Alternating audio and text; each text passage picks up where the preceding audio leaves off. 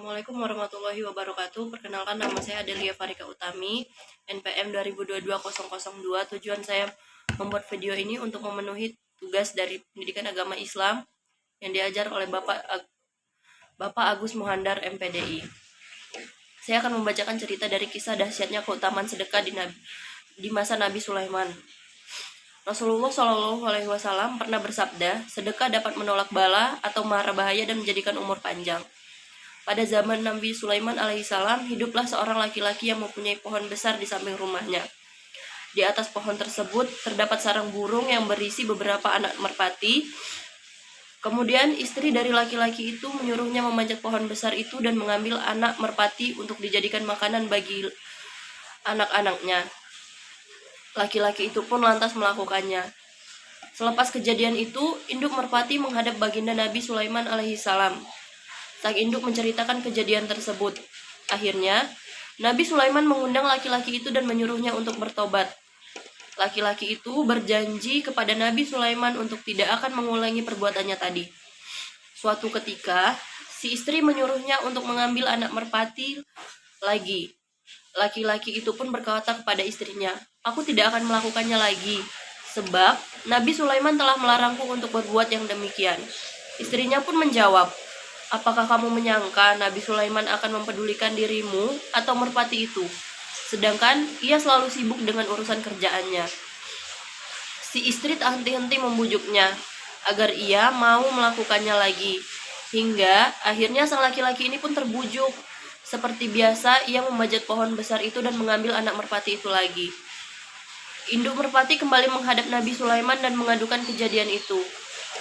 Nabi Sulaiman pun menjadi marah karenanya. Kemudian Nabi Sulaiman memanggil dua setan. Yang satu berasal dari ujung timur dan yang satunya lagi berasal dari penjuru barat.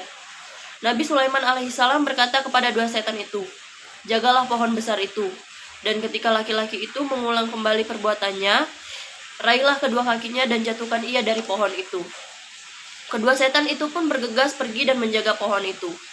Ketika merpati sudah beranak lagi, laki-laki itu segera memanjat dan meletakkan kedua kakinya pada pohon itu.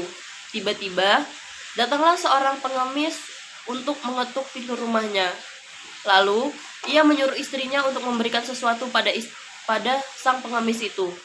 Lantas istrinya berkata, "Aku tidak punya apa-apa." Laki-laki itu turun dari pohon dan mengambil segenggam makanan. Lalu, ia memberikannya kepada si pengemis itu. Setelah itu, ia kembali memanjat pohon dan mengambil anak merpati. Setelah itu, merpati kembali menghadap Nabi Sulaiman dan mengadukan kejadian tersebut kepadanya. Nabi Sulaiman bertambah marah. Kemudian, ia memanggil kedua setan yang diberi tugas menjaga pohon itu. Nabi Sulaiman berkata kepada kedua setan itu, "Kalian berdua telah mengkhianatiku." Dua setan itu pun menjawab, "Kami sama sekali tidak mengkhianatimu. Kami terus menjaga pohon itu. Hanya saja, ketika laki-laki itu memanjat pohon, datanglah seorang pengemis mengetuk pintu rumahnya. Lalu, ia memberikan segenggam gandum untuk pengemis itu. Saat ia kembali memanjat, kami sudah bergegas untuk meraihnya. Namun, tiba-tiba Allah mengutus dua malaikat. Salah satu dari mereka meraih leherku dan melemparku sampai di tempat terbitnya matahari. Sedang yang satunya lagi meraih leher sahabatku dan melemparnya sampai di tempat terbenamnya matahari. Demikianlah cerita dari kitab Tanqihul Qaulil Hadis karya Syekh Nawawi Al-Bantani. Betapa sedekah dapat menjadi sebab dihindarkannya seorang dari mara bahaya, sementara yang disedekahkan adalah barang halal. Namun, jika yang disedekahkan adalah barang yang haram, pasti akan berbuah celaka. Rasulullah Shallallahu Alaihi Wasallam bersabda, yang diriwayatkan oleh Anas bin Malik, "Sungguh di dalam neraka terdapat rumah yang disebut Baitul Husni atau rumah kesusahan. Allah menyediakan untuk orang yang bersedekah dari barang yang haram."